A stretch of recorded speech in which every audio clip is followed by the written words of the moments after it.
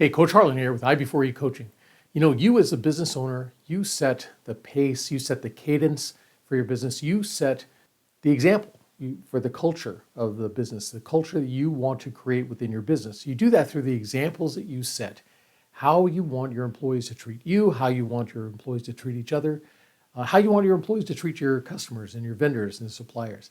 It all comes down to you. And if they're not acting the way that you want or performing the way you want, look at the example you may be setting. All right, I'll tell you exactly what I mean and what kind of example you should set and how right after this. So stick with me.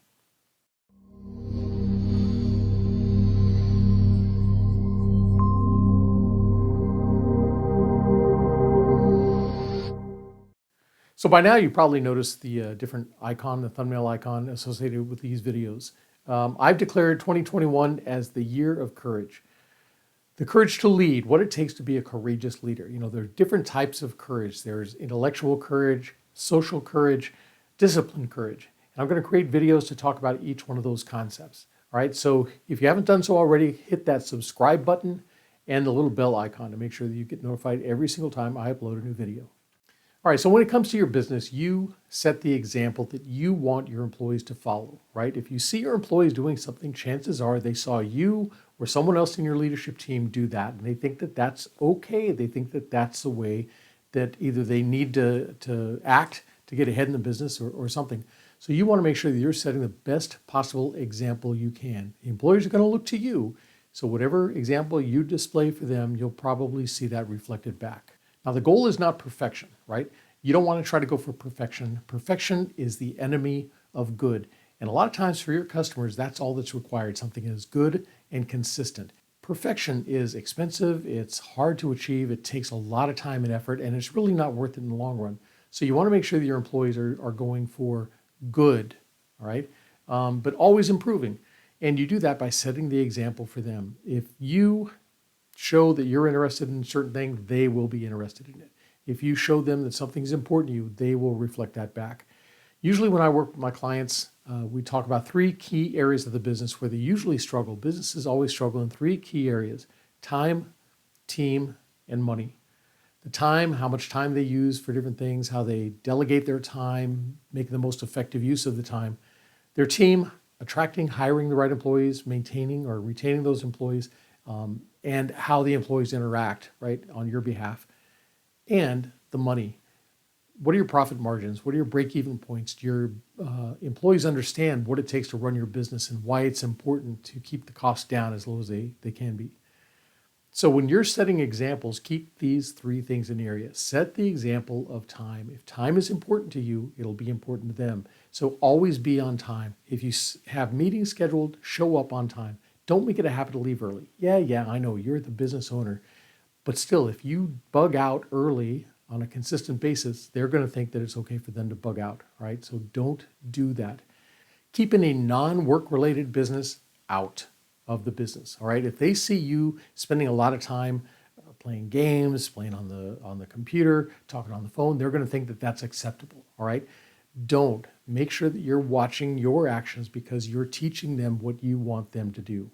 All right, when it comes to your team, make sure that you're setting a good example of what you want this team to look like. Don't talk and gossip behind people's back. Don't ridicule your employees because then their other employees will think that that's acceptable. You don't want to do that, all right? Don't gossip about customers or vendors or suppliers because then your employees will think that that's okay and acceptable. Make sure you're setting a good example for them. If you want better, more knowledgeable employees, make sure you're setting the example of being a continuous learner. Personal and professional development is key. If they see you taking classes, if they see you reading books or listening to podcasts and you share that information with them, they'll understand that that's important to them. Show them the value of education, show them the value of getting certifications, show them the value of making themselves a little bit better every day. Make sure you listen to your employees. A lot of your best ideas on how to improve business processes will come from the employees, so make sure you listen to them, all right, and engage them, ask them for their input. Make sure you're discreet and respectful of others' privacy. If somebody tells you something in private, make sure you keep that private and tell the truth. Make sure you always tell the truth. That's what you expect from your employees. That's what they should be getting from you. And finally, the money example. Make sure you're setting a good example for your employees. Teach them about your business. You know, a lot of employees think if you made $1 million in revenue last year, that million went directly into your pocket, right? Like magic. Explain to them what the overhead costs are. Explain to them why you're trying to keep costs as low as possible. Explain to them why it's important to get their paperwork in and on time. Make sure that they track everything that they do so that you know how to bill your customers for things. It's important for them to understand the financial side of your business. Don't hide it from them. A lot of businesses want to keep that away. Don't. If you share with them what the expenses are and why it's important to do things this way, they'll help you improve your business. And along the same lines, make sure you are not frivolous with your money. If they see you spending money on wild and crazy things and then turn around and tell them, oh, we can't give Christmas bonuses this year, we can't give raises this year, that's going to fall pretty hard on people, okay? So make sure that you are a good steward of your money so that your employees will be a good steward of your money too. And on a final note, and this is kind of a personal thing, make sure you keep that professional separation, right? A lot of bosses, especially in smaller to mid-sized businesses, they want to try to be buddies with all their employees. Well, that only goes so far. If you start treating them like an equal, they will start disrespecting you just like they do each other, all right? So make sure you maintain that professional distance. You know, in the taxi cab, this is the way it was explained to me years ago. In the taxi cab, there's that plexiglass panel between you and the driver, right? It's there for a reason, not only safety and security, but to let you know you're the passenger, they're the driver. You don't tell them how to drive or anything like that. Same thing with this. You are the boss. Make sure they understand you're the boss. Keep that professional distance. You can still go out with them. You still be friends with them, but don't let it get too bad. Don't blur that line between buddy and boss.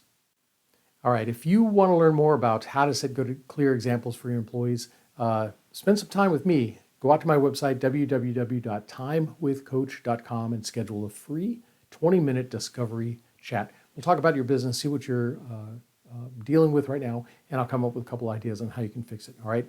If it looks like we can do business together, we'll talk about that then. No heavy sales pitch. Let's just talk. www.timewithcoach.com. And that's it for me. Hope you enjoyed the video. If you did, make sure you hit the like button. Share this with your family, friends, and your colleagues.